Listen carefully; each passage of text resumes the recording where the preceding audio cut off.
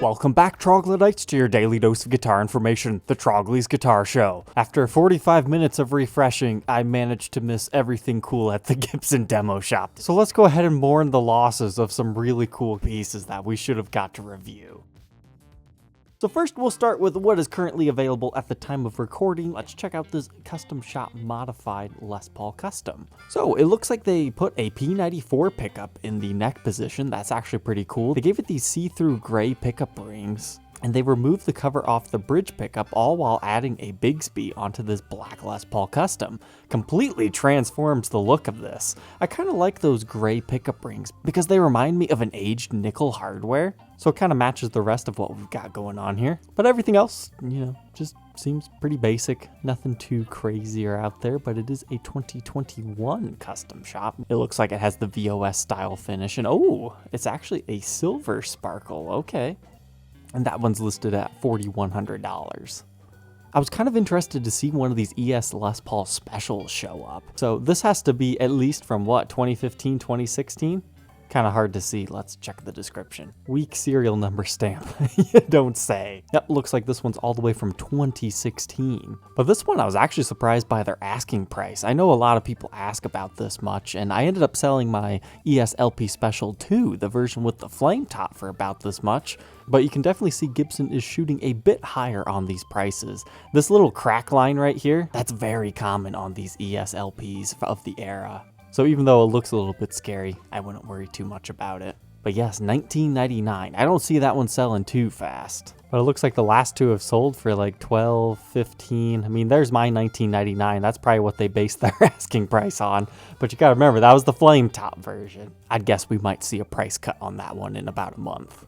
Next, as far as interesting things go, this Raspberry Burst Les Paul Standard. I'm not familiar with this finish. I thought it was called like Blood Orange, but maybe this was, something that was shortly lived that I didn't pay attention to. This has a beautiful top. If you like raspberries, this actually looks like a raspberry. We'll jog your memory in case it's been a while since you've seen one. You see how it's got these little bulbous bunched up like this?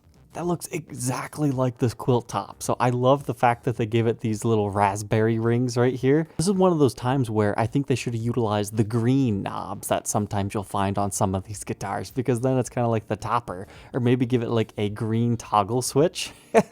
But at the same time, it looks like they gave that like a slightly pink one, so that works. But I think we need to reevaluate these knobs. I guess there are golden raspberries, in case you didn't know. So you could say that that's tying off of that. But other than that, it's just a regular Les Paul Standard of that era. Whoa, whoa, whoa. No. 2021? Excuse me, is this something more special than I thought? At the time of recording, this is still available. What is the story on this? I don't think anybody's offering a raspberry finish yet. Is this an unmarked prototype?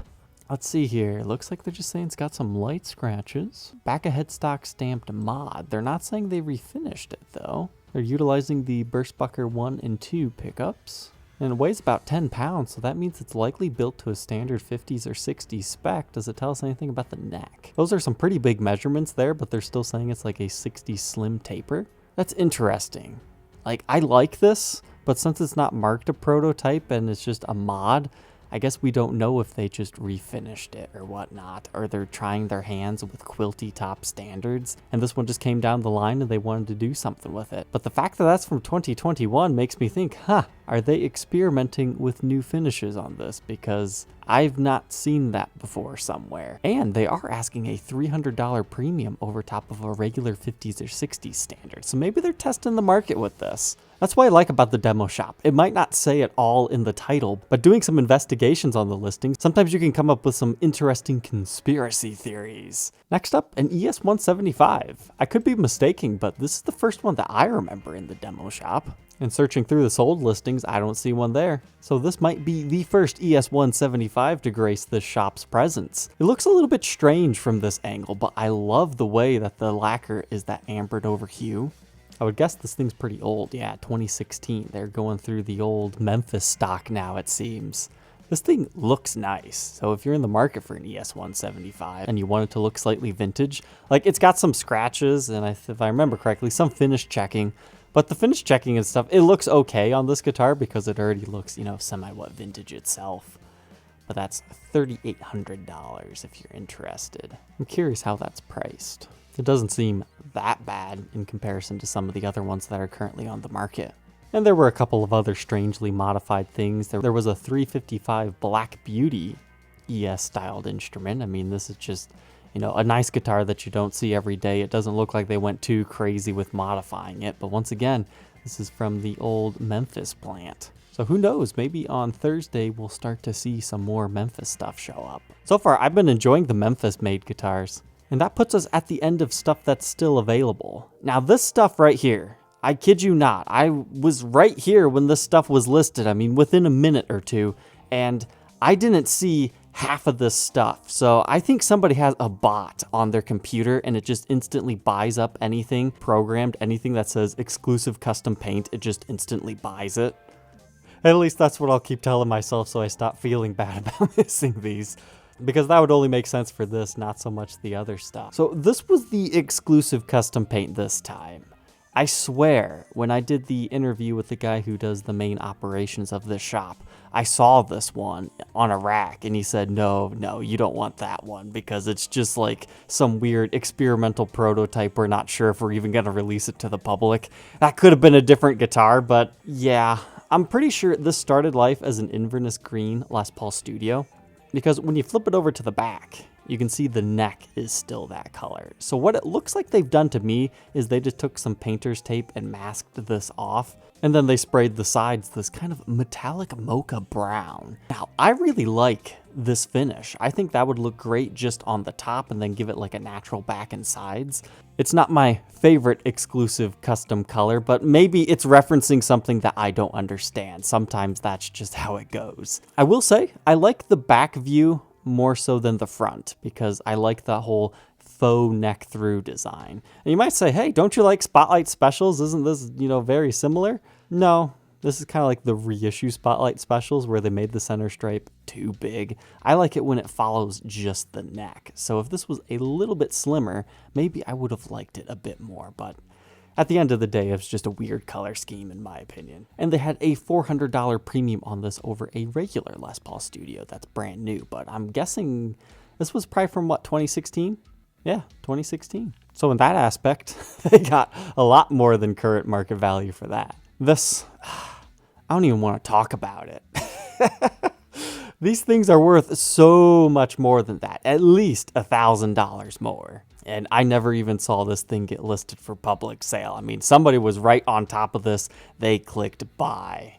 But this is the second 34 burst that we've run into in the demo shop. The last one was like a couple of months ago. I definitely wouldn't have mind picking this thing up for $15.99 because that was a steal of a deal. You can check out the full review and demo if you want to know more about this unique finish that you either love it or you hate it. It doesn't look the best in photos all the time, but trust me, in person, you can start to warm up to it. But the biggest one I'm sad about missing was this. A Fort Knox. I've been wanting to review one of these things for a long time. I believe brand new they were $4,000. And the used market today is still pretty strong. The last one registered about $4,000. And so when one showed up for $3,000, sure, it'd be marked as a demo, but everything else was original on it. It's just kind of a unique piece of Gibson USA history. I mean, that's ridiculously expensive for a Gibson USA product, but the opportunity was there. I just wish I could have saw this one because the Fort Knox is a really cool model that needs to be documented. Another 2016. We're just doing all 2016s today. I'm not sure what was wrong with this one. That's like on every single one. That doesn't need to be a demo. But these things even have gold frets. That's just how all gold and blinged out these things were. But whoever got that for $3,000, congratulations. That was a steal of a deal. One day I'll find one because that's about how much I would want to pay at max. But today was not my day. Putting my tears aside, I was here in time for this Les Paul Voodoo, but it sold like 2 minutes after. I mean, I've already done the review and demo, so I'm not that sad about it. But I was trying to figure out, $13.99, that seems a bit high. But then I remembered, whoa, they're out of production again. That was an AMS exclusive as far as the reissues go. But I swear those were like $2,000, weren't they? It was either that or $15.99. Either way, $13.99 was a good deal for something that is apparently now out of production again. But the last one to talk about today is this. I am extremely surprised that this thing sold as fast as it did. I mean, it sat around for a little bit, but within an hour, they sold a Les Paul Custom Blue Widow for $5,000. That's like absolute top market value. I think somebody saw this on the shop and just didn't know what a Widow was, so they thought this was, you know, some exclusive paint job that's never been on anything. Or somebody was just shopping for a Blue Widow and had the money to spend.